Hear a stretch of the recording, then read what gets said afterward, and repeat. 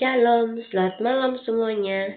Saya Natalena Marsin dari PKK 4, semester 4, dengan NIM 23101152.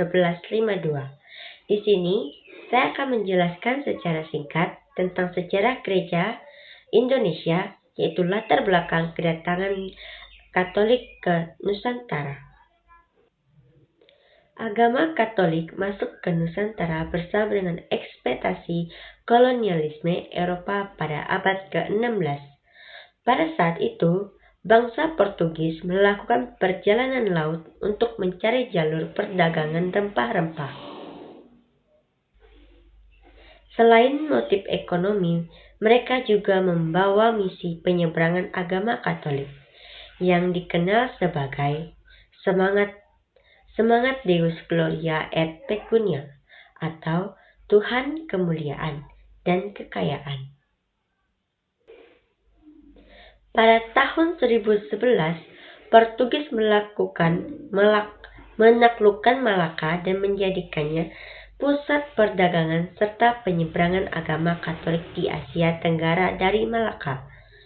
Para misionaris Katolik mulai menyebarkan ajaran Kristen ke wilayah lain, termasuk Kepulauan Nusantara.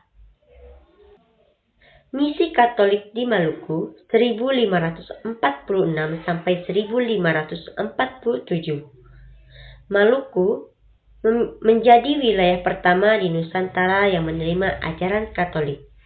Karena kedekatannya dengan pusat perdagangan Portugis, misionaris yang paling terkenal adalah Santo Franciscus Xaverius, seorang imam dari Serikat Yesus, yang biasa disingkat SJ, yang datang ke Maluku pada tahun 1546 sampai 1547.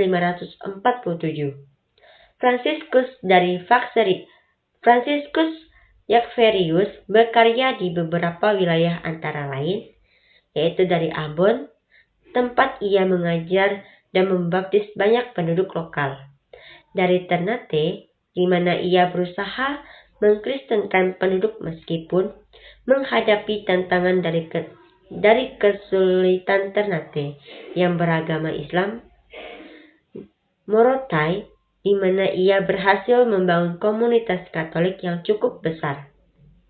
Setelah kepergian Franciscus Xaverius, penyebaran Katolik di Maluku dilanjutkan oleh para misionaris dari berbagai ordo, terutama Dominika dan Yesuit. Tantangan dan perkembangan gereja Katolik di abad ke-17.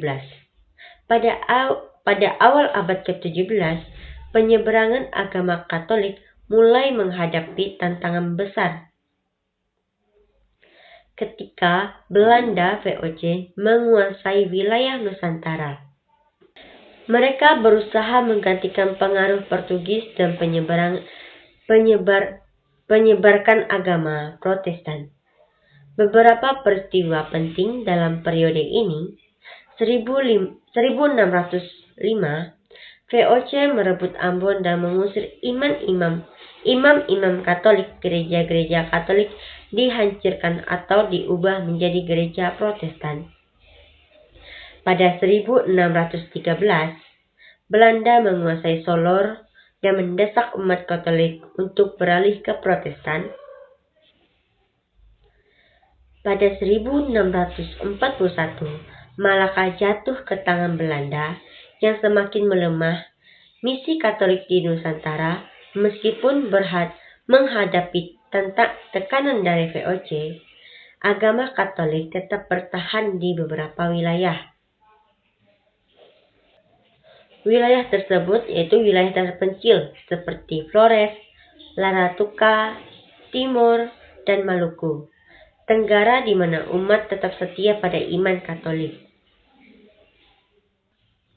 Bertahannya Katolik di wilayah tertentu meskipun VOC melarang dan menekan agama Katolik, beberapa wilayah tetap menjadi pusat pertahanan iman Katolik. Laratuka atau Flores Timur, komunitas Katolik di Laratuka tetap bertahan dan berkembang berkat perlindungan dari raja-raja lokal yang sudah menerima agama Katolik. Hingga kini, Laratuka dikenal sebagai pusat Katolik tertua di Indonesia.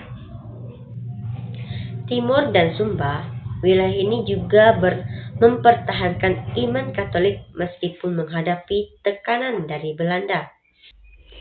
Maluku Tenggara, umat Katolik di Kepulauan Kei dan Tanimbar terus menjalankan iman meskipun dalam kesulitan sulit. Pada abad ke-16 dan ke-17, Gereja Katolik mulai masuk ke Nusantara melalui misionaris Portugis terutama di Maluku dan Nusa Tenggara.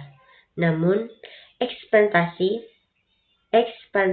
Belanda yang membawa Protestanisme menyebabkan tekanan besar bagi Gereja Katolik.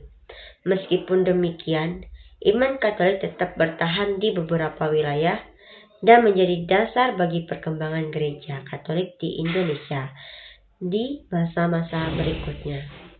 Demikian penyampaian singkat dari saya. Saya ucapkan terima kasih. Selamat malam, Tuhan Yesus memberkati.